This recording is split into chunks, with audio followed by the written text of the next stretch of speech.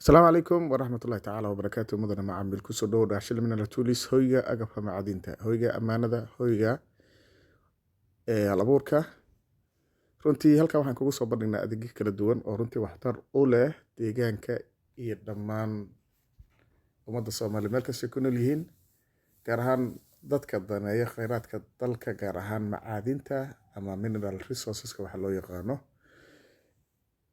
qalabka aad halkan ku aragtaan dhammaantood waa qalab la heli karo insha Allah tacaala xarumaheena iibka xarunta dhexe Muqdisho